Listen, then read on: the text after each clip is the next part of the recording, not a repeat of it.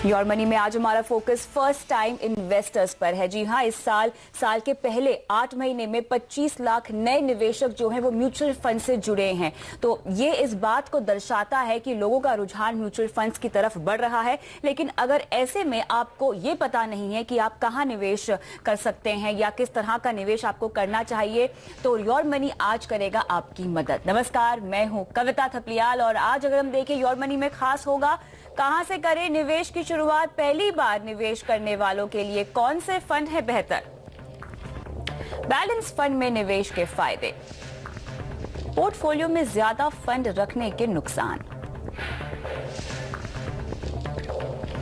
और आज हमारे साथ शो पर तमाम सवालों के जवाब देने के लिए है इन्वेस्टमेंट एडवाइजर किरण तेलंग। किरण, आपका स्वागत है। शुरुआत करते हैं और बात करते हैं एक रिपोर्ट की जिसके मुताबिक हमने देखा है कि म्यूचुअल फंड में जो नए निवेशक की अगर हम बात करें तो यहाँ पे लगभग 25 लाख नए निवेशक जुड़े हैं। साफ तौर से अगर हम ट्रेडिशनल फॉर्म ऑफ इन्वेस्टमेंट्स की बात करें, एफडी की बात करें या जिन लोगों ने एलआईसी में निवेश कर रखा है, उनकी तुलना में हम देख रहे हैं कि धीरे धीरे म्यूचुअल फंड में लोगों का रुझान बढ़ रहा है। लेकिन इस आंकड़े को अगर हम देखें तो इसकी काफी अहमियत है। साल के पहले 8 महीने में ही इतना इजाफा हो चुका है, यानी कहीं ना कहीं लोगों को म्यूचुअल फंड की अब समझ आ रही है, कैसे ये कामकाज करते, कैसे मुनाफा कमाया जा सकता है। इसको लेकर लोगों में जो है अब थोड़ी सी जागरूकता बढ़ रही है। क्या कहना है आपका इन आंकड़ों को देखकर? देखिए, आंकड़े दो तरह से हमको देखने चाहिए। एक तो जो है फोलियो नंबर्स में बढ़ावा हुआ है और दूसरे जो नए निवेशक आए हैं। तो नए निवेशकों का आना ज्यादा जरूरी है। फोलियो नंबर इंक्रीज होना कोई बड़ी बात नहीं है। मतलब एक व्यक्ति के साथ 8-10 फोलियो जुड़े हो सकते हैं, जबकि एक नया निवेशक जो अंदर आता है तो हम उस निवेशक को एक नए तरीके का इन्वेस्टमेंट दिखा सकते हैं म्यूचुअल फंड के जरिए। तो मेरे हिसाब से ये अच्छी बात है कि इतने नए निवेशक जुड़ रहे हैं। हम देखते हैं कि काफी जगह आजकल एडवर्टाइजमेंट्स आप देखेंगे, होर्डिंग्स लगे हुए हैं सिप के बारे में। तो लोग जानते हैं सिप कोई चीज होती है जहां पैसा बनाया जा सकता है, लेकिन उससे ज्यादा लोगों को अभी तक पता नहीं है। बट अपनी तरफ से फाइनेंशियल एडवाइजर्स भी काफी कोशिश करते रहते हैं कि लोगों को जानकारी दें इस बारे में। ये एक अच्छी इन्वेस्टमेंट की ऑप्शन है उनके पास। तो इस वजह से मेरे ख्याल से लोग धीरे धीरे इसकी तरफ इनका रुझान बढ़ रहा है। एब्सोल्युटली। और यहाँ पर योर मनी भी लगातार फाइनेंशियल लिटरेसी को लेकर हमारे दर्शकों को निवेश की तमाम जानकारियां देता है। और जिस लिहाज से हम देखते हैं कि हमें लोग सवाल पूछते हैं, ये बात समझ में आती है कि लोगों को अब धीरे धीरे म्यूचुअल फंड की समझ तो आ रही है। लेकिन जो नए निवेशक है, अब जैसे कि आंकड़े में भी हमने देखा है कि नए निवेशक बढ़ रहे हैं, उम्मीद करते हैं कि और बढ़ेंगे। लेकिन आज योर मनी का फोकस भी नए निवेशकों पर ही है। नए साल में अगर कोई निवेश की शुरुआत करना चाहता है तो पहला कदम क्या होगा, किस तरह के अप्रोच, किस तरह के फंड्स की अप्रोच उन्हें अपनानी चाहिए? देखिए, जो फंड सिलेक्शन की बात आती है, ये मेरे हिसाब से पहला कदम नहीं होना चाहिए। पहले जब कोई नया निवेशक निवेश की बात करता है, जहां तक हम आज तक देखते आ रहे हैं, नौकरी लगते ही पहले इंश्योरेंस पॉलिसी खरीदी जाती है, कुछ फिक्स डिपॉजिट बनाए जाते हैं। तो अब हम नए तरीके से जब म्यूचुअल फंड की ओर देखते हैं तो लोगों को ये समझना जरूरी है कि वो किस चीज के लिए पैसा इकट्ठा कर रहे हैं। अगर कोई चीज है, जैसे उनको 2 साल में कहीं कुछ खरीदना है, घर का डाउन पेमेंट करना है या गाड़ी लेनी है, तो उस हिसाब से अगर 2 साल के लिए आप कर रहे हैं और आप इक्विटी में सिप करना शुरू कर दें तो ये बहुत गलत नजरिया हो जाएगा। बिल्कुल। हमारे यहाँ ट्रेडिशनली तो एक जहन में ये ख्याल रहता है कि टैक्स बचाना है और जितना भी निवेश होता है वो टैक्स बचाने के चक्कर में हो जाता है। फिर चाहे वो आप एलआईसी खरीद लो या आप पीपीएफ अकाउंट खोल लो। अमूमन हम देखते हैं कि पहला निवेश पीपीएफ अकाउंट खोलने में ही होता है लोगों का। लेकिन उसके अलावा भी ये पहचानना बहुत जरूरी है कि इसके अलावा, यानी टैक्स बचाने के अलावा भी कई सारे लक्ष्य होते हैं, आर्थिक लक्ष्य होते हैं जिनको आपको पूरा करना पड़ता है। और ऐसे में काम आता है म्यूचुअल फंड। अगर आपको अपने गोल के बारे में जानकारी हो तो आप निवेश कर सकते हैं। बिल्कुल। तो शुरुआत आपकी होनी चाहिए गोल से। जैसे मैंने कहा, अगर 2 साल का गोल है तो अलग तरह के फंड्स इस्तेमाल किए जाएंगे। और लंबे टर्म का जैसे है कि बच्चों की पढ़ाई हुई या अपने रिटायरमेंट के लिए आप सेव करें। हालांकि किसी 25 साल के व्यक्ति को हम कहें कि आप रिटायरमेंट की बात सोचें तो उनके लिए बहुत लंबी बात हो जाती है, तो मुश्किल हो जाता है लोगों के लिए सोचना। लेकिन हम जैसे पीपीएफ की बात आप कर रही हैं, तो पीपीएफ जो है टैक्स सेविंग के हिसाब से करते हैं। हालांकि वो भी 15 वर्ष का प्रोडक्ट है। तो आप उस तरह से अगर म्यूचुअल फंड के लिए सोचें, ईएलएसएस के बारे में सोचें, तो 15 साल ईएलएसएस के लिए बहुत बढ़िया चीज है। हालांकि आपका लॉकिंग पीरियड सिर्फ उसमें 3 साल होता है, बट अगर आप उसको पीपीएफ की तरह 15 साल रखें तो आपका बहुत अच्छा रिटर्न बन सकता है उसमें। तो मेरे हिसाब से पहले गोल सेट करना चाहिए, अपने रिस्क प्रोफाइल को देखना चाहिए कि आप कितना रिस्क झेल सकते हैं। अगर मार्केट गिर जाए और कल को आपकी नींदें उड़ जाए कि भाई मेरा पैसा घट गया है तो आपके लिए फिर शायद थोड़ी सी दिक्कत हो सकती है। यहाँ आपने काफी अहम पॉइंट छेड़ी है, क्योंकि म्यूचुअल फंड, क्योंकि हम जब ऐड देखते हैं तो वहां पर टर्म्स एंड कंडीशंस आते हैं, तो लोगों को ये लगता है कि ये बिल्कुल शेयर मार्केट की तरह ही काम करता है और यहाँ पे निवेश करेंगे और अगर बाजार गिर गया तो हमारे पैसे भी खत्म हो जाएंगे, हमारा कैपिटल लॉस हो जाएगा, जबकि ऐसा बिल्कुल भी नहीं होता है। अगर आप शेयर बाजार में निवेश करना चाहते हैं, म्यूचुअल फंड के जरिए आप कीजिए, क्योंकि ये सेफेस्ट रास्ता है, सबसे सुरक्षित रास्ता है शेयर बाजार में निवेश करने का। देखिए, म्यूचुअल फंड भी अगर इक्विटी म्यूचुअल फंड है तो शेयर मार्केट की जो उतार चढ़ाव है उससे इफेक्ट होगा ही इस पे, लेकिन इसमें फायदा ये होता है कि डाइवर्सिफाइड फंड्स होते हैं। एक म्यूचुअल फंड स्कीम में 50 से 70 कंपनियां होती हैं, तो ऐसा नहीं हो सकता कि सारी कंपनियां एक साथ खराब परफॉर्म करें। तो अगर आप स्टॉक लेने जाएं और एक किसी पर्टिकुलर कंपनी का स्टॉक खरीदें तो ऐसा हो सकता है उसमें कि आपको उस एक पर्टिकुलर कंपनी में बहुत ज्यादा नुकसान या बहुत ज्यादा फायदा हो जाए। बिल्कुल, और इसमें ऐसा भी नहीं है कि आपने आज लगाए पैसे और कल आप निकाल लीजिए। बिल्कुल। आपको थोड़ा सा लंबा नजरिया रखना होगा, लगभग 5 साल तो मिनिमम आपको रखना होगा, तब जाके आप कह सकते हैं कि हमें फायदा हुआ है। जी, तो कम से कम इक्विटी म्यूचुअल फंड की जहां बात सोचें तो कम से कम 5 साल का नजरिया रख के चलें, और जितना लंबा आपका नजरिया होगा 10, 15, 20 साल के हिसाब से आप अगर सोचें तो ये बहुत अच्छा एरिया है आपको इन्वेस्टमेंट करने के लिए। तो स्टॉक्स में डायरेक्ट जाने के बदले मेरे हिसाब से 95% इन्वेस्टर्स के लिए म्यूचुअल फंड ज्यादा बढ़िया तरीका रहेगा इन्वेस्ट करने का। हालांकि लोग स्टॉक्स में भी करते हैं, बट उसमें आपको काफी मतलब ध्यान रखना पड़ता है, काफी रिसर्च करनी पड़ती है। तो मेरे हिसाब से 95% ऑफ इन्वेस्टर्स के लिए म्यूचुअल फंड एक बहुत अच्छा जरिया है इन्वेस्टमेंट। अब क्योंकि हम लंबी अवधि की बात कर रहे हैं किरण जी, तो साफ तौर से हमें महंगाई को भी यहाँ पर देखना होगा। अब मैं अगर एक नया निवेशक हूँ, पहली बार मैं निवेश करने का मन बना रही हूँ, तो ऐसे में कैलकुलेशंस में कैसे करूँ? एक तो मुझे अपना गोल डिसाइड करना होगा, अब उस गोल के लिए मुझे कितने पैसे लगेंगे, 5 साल के बाद, 10 साल के बाद, जितने भी साल के बाद वो लक्ष्य पूरा होगा, मैं महंगाई को कैसे काउंट इन करूँ? देखिए, ये दो चीजें आपने जो एक महंगाई वाली बात की और दूसरा हो टैक्सेशन की बात होती है। तो ये जो इन्फ्लेशन और टैक्सेशन है, ये दो चीजें होती हैं जो आपकी इन्वेस्टमेंट की रिटर्न कम करती हैं। तो म्यूचुअल फंड एक ऐसा प्रोडक्ट है, आप अगर इक्विटी म्यूचुअल फंड की तरफ देखें तो ये इन्फ्लेशन से ज्यादा आपको रिटर्न देता है। और इसके अलावा टैक्सेशन में भी फिलहाल इसमें 1 वर्ष तक आप अगर अपने म्यूचुअल फंड में बने रहते हैं तो 1 वर्ष के बाद जो प्रॉफिट होता है उस पर कोई टैक्स नहीं लगता। तो ये दोनों तरीके से आपको बचाता है जो आपके रिटर्न्स घटने की शक्यता है उससे। तो ये एक बहुत अच्छा तरीका है मेरे हिसाब से। तो लोगों को अपने गोल, जैसे अब समझिए कि 8-10 साल में बच्चे की पढ़ाई है, कॉलेज भेजना है, तो आज अगर पढ़ाई के लिए 1 लाख लग रहा है तो हो सकता है 15 साल बाद वही अमाउंट आपकी जाके 20-25 लाख बन जाए। तो आप वो 20-25 लाख कैसे जुटाएंगे जब इन्फ्लेशन की रेट 10% है और आप किसी एफडी जैसे प्रोडक्ट में जहां पैसा लगा रहे हैं, जहां पर रेट ऑफ रिटर्न आपका सिर्फ 7 या 8% बनता है, तो आप कभी भी उतना पैसा नहीं जोड़ पाएंगे फिक्स डिपॉजिट जैसे प्रोडक्ट से। तो उस तरह पे आपको म्यूचुअल फंड इक्विटी की तरफ ज्यादा ध्यान देना चाहिए। बिल्कुल, और म्यूचुअल फंड एक ऐसी इन्वेस्टमेंट व्हीकल है जहां पर आप इक्विटी में एक्सपोजर ले सकते हैं, डेट में एक्सपोजर ले सकते हैं, साथ ही सोने में भी, क्योंकि सोना हम सबको बहुत प्रिय है। तो फिजिकल गोल्ड ना खरीदकर अगर आप निवेश करना चाहते हैं तो आप म्यूचुअल फंड के जरिए भी कर सकते हैं। हालांकि अभी ऑप्शन आपके पास गोल्ड बॉन्ड का भी है, लेकिन सोने में अगर आप चाहते हैं एक्सपोजर तो म्यूचुअल फंड के जरिए किया जा सकता है। बिल्कुल किया जा सकता है। तो इक्विटी, डेट, गोल्ड, ये तीनों प्रोडक्ट म्यूचुअल फंड में अवेलेबल हैं और कॉम्बिनेशंस भी इसके अवेलेबल हैं कि आप, ऐसा नहीं है कि सिर्फ प्योर इक्विटी फंड लें, आपके पास ऐसे भी फंड्स हैं आज मार्केट में जो तीनों चीज में इन्वेस्ट करते हैं, डेट, इक्विटी और गोल्ड। और ये जो फंड हाउस है वो अपने नजरिए से उसमें जो परसेंटेज है उसको घटाता बढ़ाता रहता है। उनके जो जिस फंड का उनको लगता है कि मतलब गोल्ड अगर बढ़ने की इसमें है तो गोल्ड में अपना एलोकेशन बढ़ा देते हैं। तो उस हिसाब से आप अपनी तरफ से भी इस तरह के फंड में निवेश कर सकते हैं। क्लियरली, तो यहाँ पर हम आपको कुछ बैलेंस फंड्स भी बता रहे हैं जिनका प्रदर्शन भी आपकी स्क्रीन पर है। 5 साल में आप देखिए इन्होंने बेहतरीन रिटर्न्स भी दिए हैं। तो अगर आप पहली बार निवेश कर रहे हैं तो इन फंड्स को चुन सकते हैं। ICICI Pru balance fund, SBI Magnum balance fund, L&T India prudence fund, HDFC balance fund, Tata balance fund और फ्रैंकलिन इंडिया बैलेंस फंड। यहाँ पर बैलेंस फंड की इसलिए आपको हम अप्रोच दे रहे हैं क्योंकि यहाँ पर इक्विटी और डेट का मिक्सचर होता है। जी, देखिए, जब हम एसेट एलोकेशन बनाते हैं, एसेट एलोकेशन का मतलब क्या होता है? आप सभी जो आपके पैसे हैं इन्वेस्टमेंट वाले, वो एक तरह के एसेट में ना लगाएं, थोड़ा इक्विटी रखें, थोड़ा डेट रखें। तो जहां तक हम नॉर्मली इन्वेस्टमेंट की बात करते हैं तो हमारे पास PPF होता है, हमारे पास फिक्स डिपॉजिट होते हैं, कंपनी का प्रोविडेंट फंड होता है, तो ये सारे डेट प्रोडक्ट्स होते हैं। तो जब हम एसेट एलोकेशन की गिनती करते हैं तो आप इन सबको भी ध्यान में रखिए। तो अगर आपका 50% निवेश वाला जो पैसा है वो ऑलरेडी इन प्रोडक्ट्स में लगा हुआ है तो आप प्योर इक्विटी फंड देख सकते हैं। अगर आपके पास EPF यानी प्रोविडेंट फंड नहीं है कंपनी का, आपका PPF अकाउंट भी नहीं है, तो आप हो सकता है ये बैलेंस फंड की तरफ जा सकते हैं, बिकॉज इसमें इनबिल्ट एसेट एलोकेशन है। तो क्लियरली अगर आप एक नए निवेशक हैं, किन फंड्स में आपको पैसे लगाने चाहिए वो उसकी चॉइस हमने आपको दे दिया है, यहाँ पर दे दी है, आपको समझा दिया है कि कैसे आप म्यूचुअल फंड के जरिए बाजार में निवेश कर सकते हैं। लंबा नजरिया रखिए, अपने लक्ष्यों को पहचानिए, निर्धारित कीजिए अपने लक्ष्यों को, कितने पैसे आपको लगेंगे अपने गोल के लिए ये भी आपको काउंट करना होगा, गिनना होगा और कैलकुलेट करना होगा महंगाई को। उसके बाद ही अपने लक्ष्य को आप डिसाइड कर सकते हैं।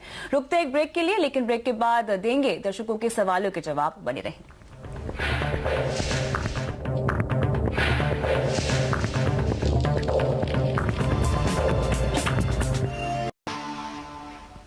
योर मनी में अब देंगे दर्शकों के सवालों के जवाब और पहले दर्शक फोन लाइन पर दुबई से हैं अरुण श्याम। नमस्कार अरुण, बताएं कैसे हैं आप, क्या करते हैं दुबई में? अरुण, आपको मेरी आवाज आ रही है? लगता है यहाँ पर लाइन कट गई है, लेकिन हम जरूर संपर्क करने की कोशिश करेंगे। लेकिन इनका सवाल हमारे पास है और इन्होंने बहुत ही बड़ा पोर्टफोलियो बनाया है किरण, जहाँ पे मैं देख सकती हूँ। मैं तमाम फंड्स के नाम नहीं गिनूंगी क्योंकि यहाँ पर शो खत्म हो जाएगा, शायद इतने सारे फंड्स इन्होंने शामिल किए हैं।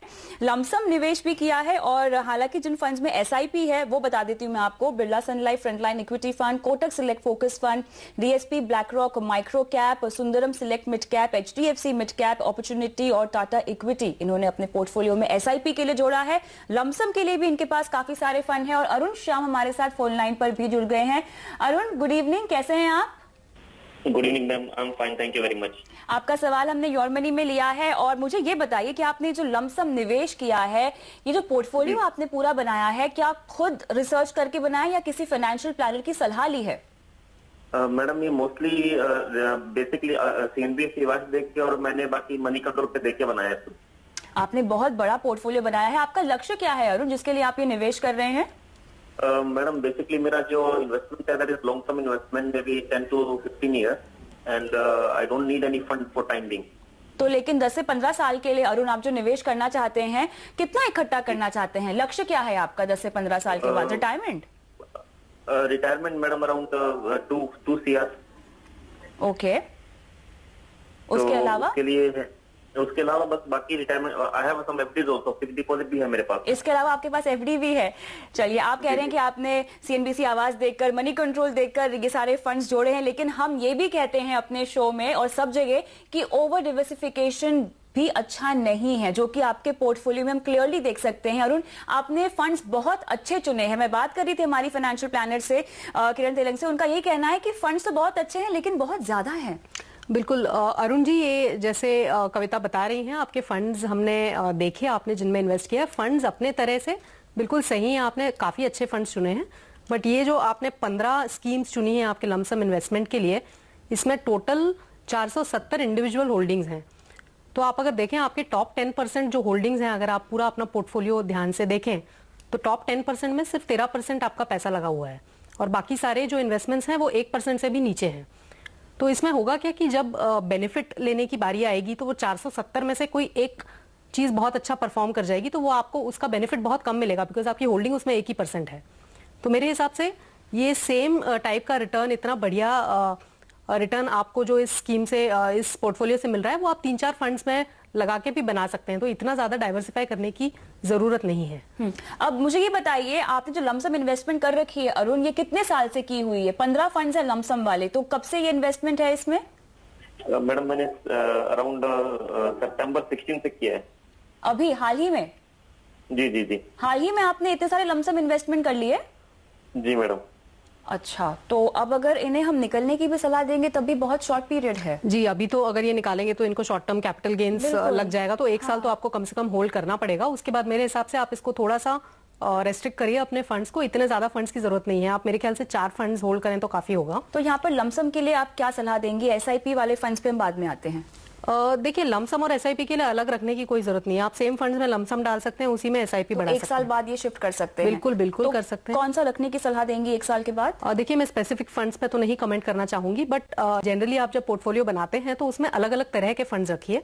एक लार्ज कैप रखिए, एक मिड कैप, एक माइक्रो कैप और एक मल्टी कैप। तो ये आपको सब तरह के मार्केट कैप वाले फंड्स का फायदा देगा।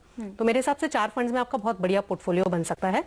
तो आप लमसम भी इसी में डालिए और उसी में एसआईपी भी चलाइए, तो कोई हर्ज नहीं। फिलहाल की जो एसआईपी वाले फंड्स हैं इनके पास लगभग 6 फंड्स हैं, तो इसी में ही अपने लमसम को शिफ्ट कर सकते हैं। बिल्कुल कर सकते हैं, क्योंकि इनके जो फंड्स, जैसे मैंने पहले भी कहा कि फंड्स इन्होंने जो चुने हैं सारे अच्छे फंड्स चुने हैं, तो उसमें कोई हर्ज नहीं है अगर वो इसी में अपना लमसम शिफ्ट कर दें तो। चलिए, तो अरुण जी, गुड न्यूज तो ये है कि फंड सारे अच्छे हैं, बैड न्यूज ये है कि बहुत ज्यादा है। कुल मिलाकर आपको करना ये है, अभी 1 साल तक तो बने रहिए अपने लमसम निवेश में, अपनी एसआईपी को भी आप बरकरार रखिए। आपको 1 साल बाद जिन फंड्स में एसआईपी है ना, उन्हीं फंड्स में अपने लमसम निवेश को भी शिफ्ट कर देना है। आपको बस इतना काम करना होगा, निवेश को आप बनाए रखें। और कोई सवाल है आपका? नहीं मैम, थैंक यू। मैम, एक एनपीएस के बारे में आइडिया है, कुछ मिल सकता है? एनपीएस में आपको निवेश करना है, आप बिल्कुल कर सकते हैं रिटायरमेंट के गोल के लिहाज से, लेकिन इतने निवेश के बाद क्या जरूरी है एनपीएस में निवेश करना? देखिए, ये अभी बिल्कुल ऑफ हैंड बताना मुश्किल है, क्योंकि उनके बाकी जो पोर्टफोलियो वो हमको पता नहीं। इन्होंने कहा एफडीज भी हैं इनके पास, बिल्कुल, और इनका जो 2 करोड़ का गोल है प्लस टैक्सेशन देखना पड़ेगा, तो एब्सोल्युटली ऑफ हैंड ये बताना मुश्किल है कि एनपीएस करें। इस सवाल के जवाब के लिए अपना पूरा पोर्टफोलियो आप हमें वापस से ईमेल कीजिए और बताइए हमें कि आपकी ईयरली इनकम क्या है और उसके अलावा आपकी क्या क्या एसेट्स है, ताकि हम आपको एक प्रॉपर रिटायरमेंट गोल को कैसे अचीव करना है उसका एक रोड मैप दे सके। उम्मीद करते हैं कि योर मनी के जरिए आपको अपने सवाल का जवाब मिल गया होगा, लेकिन रुकते हैं एक छोटे से ब्रेक के लिए फिलहाल।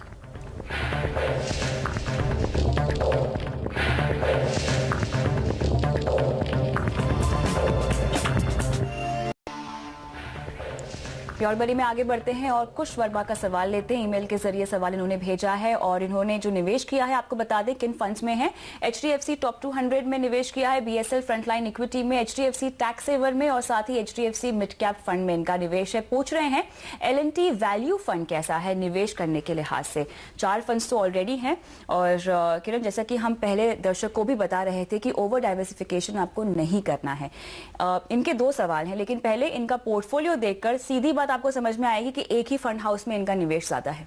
बिल्कुल, तो ये जहां तक डाइवर्सिफिकेशन, दोनों चीज इसमें हो रही है कि ओवर डाइवर्सिफिकेशन के हिसाब से 5 फंड ये लेने की सोच रहे हैं, 4 ऑलरेडी हैं इनके पास, और जो एग्जिस्टिंग फंड्स हैं उनमें 3 एक ही फंड हाउस के हैं। बिल्कुल, तो जब आप अलग तरीके के फंड्स ले रहे हैं तो आप फंड हाउस में भी डाइवर्सिफिकेशन कीजिए, बिकॉज प्रोसेसेस अलग होते हैं, तो उसमें आपको थोड़ा सा बेनिफिट हो सकता है। तो एक ही फंड हाउस में अलग अलग तरह के स्कीम्स लेने का कोई पॉइंट नहीं है। एग्जैक्टली और फिलहाल इनको तब्दीलियां तो करनी ही पड़ेंगी, लेकिन देखिए मेरे ख्याल से प्रॉब्लम है फंड सिलेक्शन में ही। दर्शकों को समझ में नहीं आता कि वो फंड कैसे सिलेक्ट करें और क्यों एक ही एएमसी के तमाम फंड्स में ये नहीं जाएं, कैसे ओवर डाइवर्सिफिकेशन नहीं करें। इसके लिए क्या रूल बुक होगी?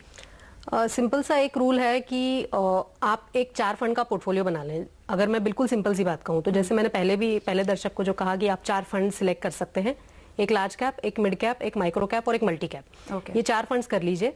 अब आप कितना रिस्क ले सकते हैं उस पर डिपेंड करते हुए आप इन चारों में अपना जो आप समझिए 100 रुपया लगा रहे हैं, तो 100 रुपए को आप किस तरह से इसमें डिवाइड करेंगे। तो अगर आप रिस्क कम लेना चाहें तो लार्ज कैप में आप ज्यादा डालें, और अगर रिस्क ज्यादा लेना चाहें तो मिड कैप और माइक्रो कैप में बढ़ा लें अपना, और मल्टी कैप को एक मेन फोकस रखें अपना। तो इस तरह से आपको सारा फ्लेवर मिल जाता है मार्केट का, और आपके डाइवर्सिफिकेशन भी बहुत ज्यादा नहीं होता है। और ये जरूरी नहीं है कि आप एक ही फंड हाउस के फंड सिलेक्ट करें, आप 4 अलग फंड हाउस के फंड सिलेक्ट कर सकते हैं। तो हर एक फंड हाउस जो होता है उनका एक स्ट्रॉन्ग पॉइंट होता है, किसी का लार्ज कैप में है, किसी का माइक्रो कैप में है, किसी का मिड कैप में है। तो आप उन फंड हाउसेस को सिलेक्ट करें जो इन एरियाज में काफी स्ट्रॉन्ग है। तो उस तरह से आप अपना एक छोटा पोर्टफोलियो जो बहुत इफेक्टिव हो वैसा बना सकते हैं। तो यहाँ पर क्लियरली कुछ को एलएनटी वैल्यू फंड तो जोड़ना नहीं चाहिए। इनके पास 2 लार्ज कैप और एक मिड कैप फंड तो ऑलरेडी है, एक ही फंड हाउस का तो है, लेकिन हाँ, तो हो सकता है वो फिर अगर चेंज करना चाहें तो एक इनमें से कोई शिफ्ट कर दें। जैसे उनका टैक्स सेवर फंड जो है वो किसी और में जब मैच्योर हो जाए तो किसी और में शिफ्ट कर दें। ओके, तो उस तरह से ये अपना थोड़ा सा डाइवर्सिफाई कर सकते हैं, बट एक और फंड ऐड करने की जरूरत ही नहीं है। तो कुछ क्लियरली आप अगर सुन सकते हैं हमें, तो आपको अपना एक और फंड पोर्टफोलियो में जोड़ने की जरूरत नहीं है। जो फिलहाल आपके पास फंड्स हैं उसमें से आप चाहें तो एचडीएफसी टैक्स सेवर फंड को एक बार वो मैच्योर हो जाए तो आप बदल सकते हैं, लेकिन फिलहाल इस पोर्टफोलियो को ऐसे ही रहने दीजिए। अगर निवेश बढ़ाने का भी मन है तो अभी फिलहाल इसी में ही बढ़ाइए। उम्मीद करते हैं कि आपको सवाल का जवाब मिल गया होगा। बहुत बहुत शुक्रिया शो पर आने के लिए किरण। इसी के साथ योर मनी पर अगर आपका भी कोई सवाल है जो कि इंश्योरेंस, लोन, क्रेडिट कार्ड या म्यूचुअल फंड, इनमें से किसी भी मुद्दे से जुड़ा हुआ है तो आप ट्वीट कर सकते हैं आज का बता TH पर, व्हाट्सएप कर सकते हैं अपने नाम के साथ, और साथ ही अपनी ईमेल भी कर सकते हैं mf@moneycontrol.com पर अपने कॉन्टैक्ट नंबर के साथ। साथ ही फेसबुक पर भी आप हमें अपना सवाल भेज सकते हैं, लेकिन अपना कॉन्टैक्ट नंबर जरूर भेजिएगा। फिलहाल इजाजत दीजिए, नमस्कार।